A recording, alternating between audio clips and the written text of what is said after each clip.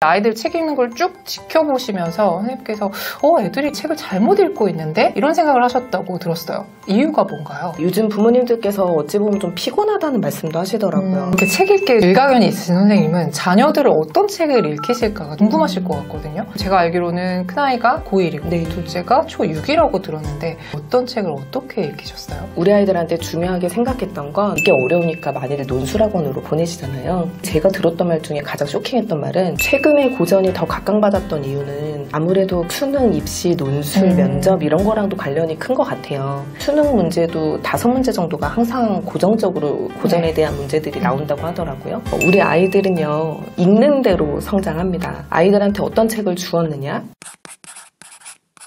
안녕하세요. 귀주팝 스튜디오 주단쌤입니다. 오늘 스튜디오에는요, 22년차 초등교사이시자 초등생활을 디자인하고 계시는 김선 선생님을 모시고 좋은 말씀 들어보도록 하겠습니다. 안녕하세요. 안녕하세요. 오늘도 아이들하고 즐겁게 수업을 마치고 온 초등교사 김선이라고 합니다. 반갑습니다. 요즘 아이들 초등 때 독서 교육이 중요하다는 걸 모르는 학부모님들은 없으실 거예요. 그런데 아이들 책 읽는 걸 쭉 지켜보시면서 애들이 책을 잘못 읽고 있는데? 이런 생각을 하셨다고 들었어요. 이유가 뭔가요? 요즘 부모님들께서 어찌 보면 좀 피곤하다는 말씀도 하시더라고요. 책을 많이 읽혔는데도 왜 얘의 문해력이 향상되지 않느냐 이런 고민들을 되게 많이 하시는데, 사실 제가 봤을 때 책을 많이 읽는 것보다 정말 좋은 책을 읽어야 되고 좋은 책을 읽으면서 사고하는 힘을 키워야 되는데, 그렇다기보다는 그냥 아이들이 원하는 책을 읽고 있는 것 같아요. 아이들한테 물어보면 이 책도 안 읽었어? 지금 이 이야기를 몰라? 이럴 때가 있거든요. 그런 걸 보면 정말 읽어야 될 책을 해당 시기에 읽어라 라는 걸 꼭 얘기하고 싶습니다. 지금 발달 단계에 맞지 않는 책들을 읽고 있다. 초등학교 저학년 같은 경우에는 전래동화나 이소부화, 그리고 중학년 같은 경우는 위인전, 그 다음 고학년 같은 경우는 문학이라든지 고전이라든지 이런 책들을 순차적으로 읽어야 되는데, 지금 아이들을 보면 베스트셀러에만 초점이 맞춰져 있거든요.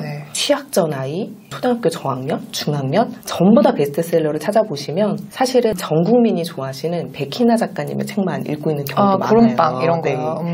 유치원 아이들도 알사탕을 읽고 있고 구름빵을 읽고 있고, 초등학교 저학년 아이들도 그걸 읽고 있고, 또 교실에 있으면 다들 학습 만화만 보고 있거든요.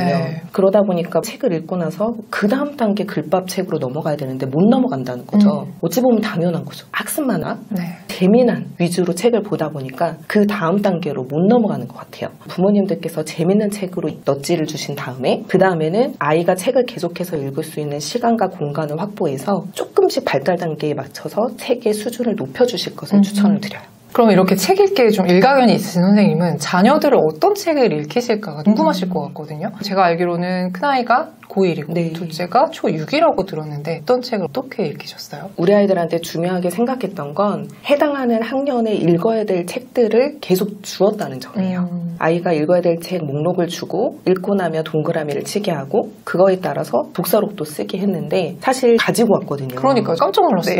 네. 제가 독서에 대해서 어렸을 때부터 좋아했던 사람은 아니었던 것 같아요. 그런데 어느 순간 책이 재밌구나를 알고 나서 그 다음부터는 책을 열심히 봤고, 또 아이들한테 책이 얼마나 중요한지를 오랫동안 선생님을 하면서 더 많이 느꼈기 때문에 약간 욕심이 났죠. 우리 아이들도 잘 키우려면 책을 꾸준히 읽혀야 된다는 걸 알고 나서 아이들한테 초등학교 1학년 때부터 독서록을 만들어줬어요. 큰아이 때만 해도 독서 기록장을 만들어서 독서 목록을 다 주고, 그리고 아이가 읽어야 될 책 목록을 하루에 한 장씩 이렇게 만들어줬거든요. 책을 읽고 나서 이거에 따라서 쭉 자기가 느낀 점을 쓰게끔 했던 게 1학년 때부터 계속했어요. 읽어야 될 책들 목록을 아이들한테 줬던 것 같아요. 이렇게 되다가 초등학교에서는 권장도서와 추천도서 목록이 사라졌어요. 아이들한테 너무 스트레스를 줄 수 있고 아이들 수준이 다른데 이걸 일괄적으로 주는 건 의미가 없다라고 하면서 대부분의 학교가 추천도서랑 권장도서 목록을 주지 않거든요. 그런데 30년 만에 아이들을 학교에 보낸 부모님들은 무슨 책을 읽혀야 될지를 모르시는 거죠. 이런 거는 교과 연계도서라든지 아니면 북스북스라는 사이트가 있어요. 그런 사이트 들어가셔서 추천도서 목록 보셔서 아이들한테 그때 읽혀야 되는 책들 목록을 주시고 도서관 가서 빌려오고 책 읽고를 같이 부모님이 해주시는 걸 추천을 드려요. 아이들이 읽기 싫어하는 책도 있을 수 있잖아요. 근데도 읽혀야 되는 거예요. 처음에는 넛지 효과를 주게끔 흥미있는 책을 주는 게 중요하지만 사실은 계속해서 책을 좋아하는 친구가 몇이나 있을까 싶어요. 만약에 옆집 아이는 항상 책을 보고 있어라고 이야기를 해도 사실 그 안에 들여다보면 부모님께서 계속해서 이 아이가 책을 보게끔 하는 환경을 만들어 주셨거든요. 곳곳에 책을 배치하고 아이가 싫어해도 처음에는 5분, 10분 무릎에 앉혀서 책을 익혀주다가 그 다음에 글자 독립이 될 때는 조금씩 아이를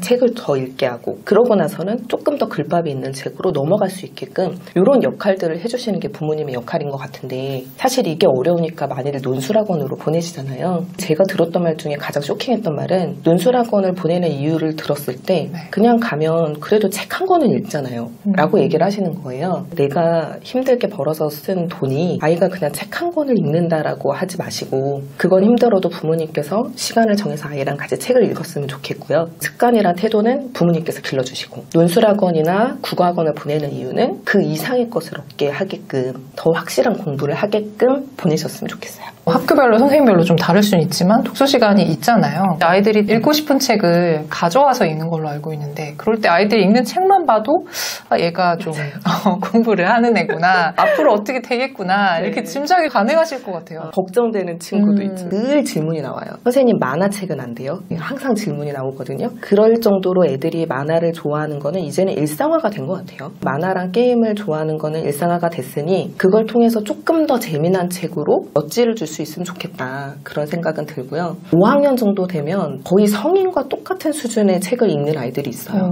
기억 전달자를 읽는 아이들도 있고 3학년인데도 꽃들에게 희망을 이런 책들을 읽으면서 아이들이 생각하는 힘이 어디서 왔을까를 보면 앞서 말씀드린 것처럼 부모님이 이끌어주신 게 좀 컸죠. 근데 이런 부분이 부모님들께 부담이 되는 것도 사실이에요. 할 게 너무 많잖아요. 그렇다면 최소한 우리가 읽었던 책을 아이한테 읽히는 것도 방법인 것 같아요. 저희가 좋았던 책들이 분명히 많다는 거죠. 그 책들이 그 전 세대가 우리한테 전해줬던 책들이니 우리가 읽었던 바이블 같은 책들을 우리 아이들한테 다시 읽히고 같이 이야기 나누는 것만으로도 상당히 도움이 된다고 생각을 해요. 선생님은 그런 책 중에 기억나는 책이 뭐가 있어요?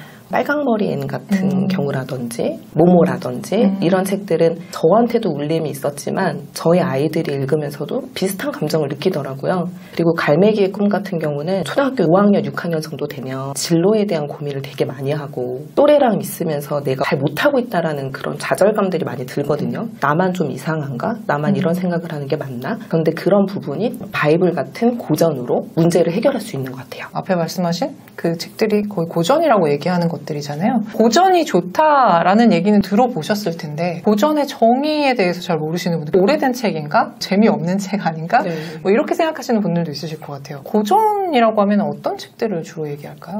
제가 고전을 주로 쓰시는 선생님한테 한번 여쭤봤거든요. 고전이 어떤 거라고 생각하세요? 라고 그랬더니 옛날 천재들과의 대화라고 얘기를 하시더라고요. 저도 10권이 넘는 책을 썼지만 과연 이 책 중에 10년이 지나도 익힐 책들이 얼마나 있을까라는 스스로에 대한 의문은 들어요. 근데 그 책이 얼마나 의미가 있으면 100년이 지났는데도 후손들한테 책이 읽혀진다는 의미잖아요. 그런 부분을 봤을 때는 그 의미가 이해가 돼요. 천재 작가들과의 대화.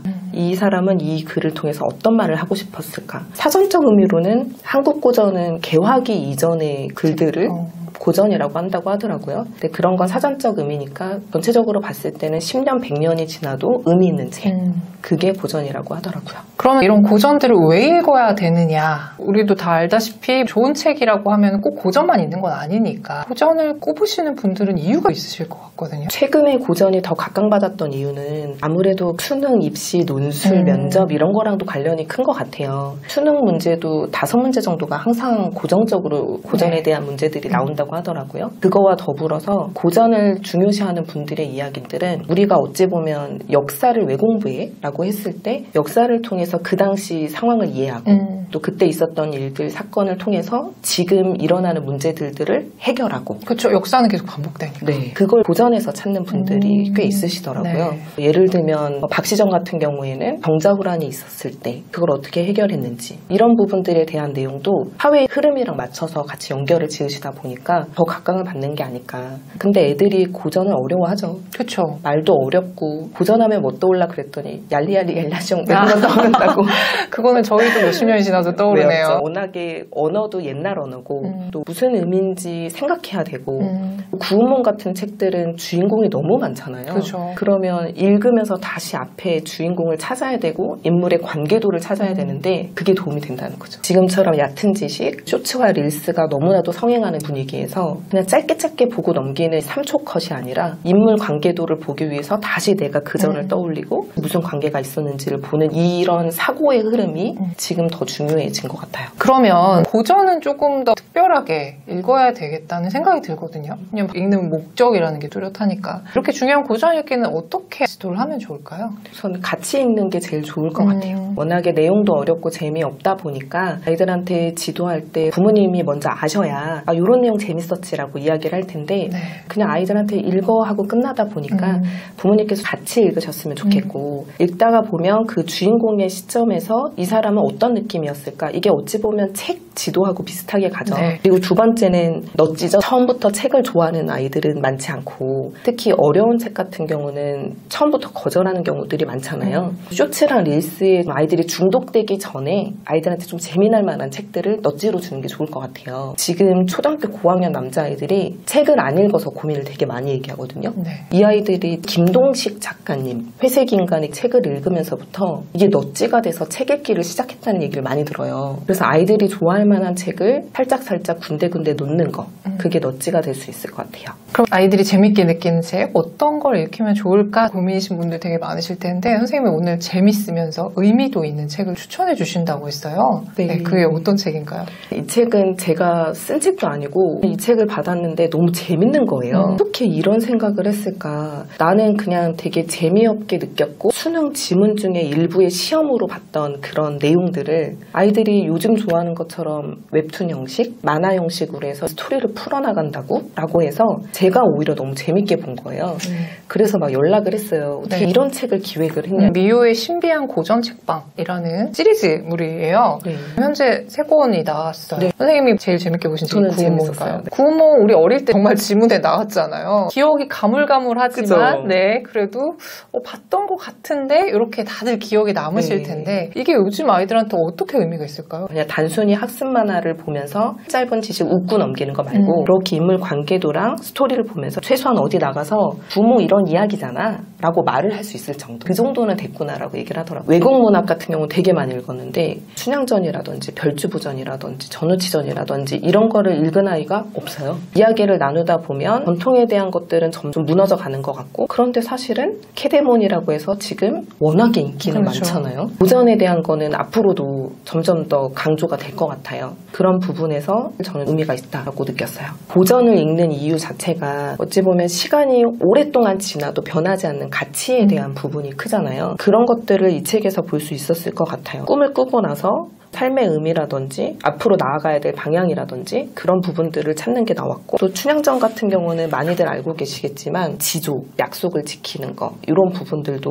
아이들한테 시간이 지나도 이야기할 수 있는 가치였던 것 같고요. 박시전 같은 경우도 외모에 대한 부분도 나오지만 사실은 병자호란이란 연관을 지어서 시대상에 대한 거 5학년 아이들의 역사 공부를 하는 단원인데 그런 부분도 아이들한테 지도를 할 수 있을 것 같아서 그냥 재미나게 볼 수 있는 책 고전은 어려운데 아이들은 워낙에 만화를 좋아하고 그렇다면 잠깐 넛지로 고전도 그렇게 재미없고 어려운 거 아니야 재밌는 책도 있어 이 정도로 접근하면 좋지 않을까라고 생각을 합니다. 그러면 이런 책들이 선생님 말씀하신 대로 넛지가 돼서 글밥이 많은 실제 고전으로 확장이 될 수도 있겠네요. 그렇게 하는 게 가장 좋을 것 같아요. 마지막으로 이 영상을 보고 계시는 아이들 독서교육, 국어교육에 관심 많으신 학부모님들께 한 말씀 부탁드립니다. 우리 아이들은요 읽는 대로 성장합니다. 아이들한테 어떤 책을 주었느냐 그리고 이 아이들이 발달 단계에 맞게 어떤 책을 읽었느냐에 따라 우리가 원하는 아주 좋은 성장을 할 수 있는 것 같아요. 앞으로도 2022 개정 교육과정에서 언어 영향은 계속해서 강조될 수밖에 없잖아요. 언어가 되지 않으면 가장 기본적인 기본적인 기초 체력을 쌓을 수 없다 보니까 계속해서 책은 읽기 시대에 좋은 책들, 누가 봐도 이 책은 이때 읽어야 돼 하는 추천도서, 권장도서, 그리고 교과 연계도서, 그리고 오랜 기간 동안 가치가 전수되어 온 고전, 외국 문학, 이런 책들을 아이들한테 읽혀주셔야. 우리 아이들이 얼마나 바빠요 지금. 맞아요. 시간도 없고 에너지도 없고 이런 아이들한테 그냥 책 많이 읽는 게 좋은 거야 라고 하면 사실 안 좋은 책도 많습니다. 제가 볼 때는 정말 좋은 책들을 읽혀서 내적 성장에 기여할 수 있는 책들을 넛지로 주자. 그리고 나서 아이가 요거 재밌다 하면 그 다음 단계로 나갈 수 있게 그런 발판을 만들어주자라는 말씀을 드리고 싶어요. 여기까지 들으신 분들 중에서 선생님이 추천해주신 이 책 정말 궁금하다 하시는 분들 많으실 것 같은데요. 저희가 책 나눔 이벤트 진행하고 있습니다. 오늘 영상에 대한 소감이나 이 책에 대한 기대 소감 남겨주신 분들께 선물 보내드리도록 할 테니까요. 더보기와 고정 댓글 확인하시면 좋겠습니다. 오늘도 유익한 말씀 나누셔서 너무 감사합니다. 선생님 또 놀러오세요. 감사합니다. 네, 또 뵐게요. 감사합니다.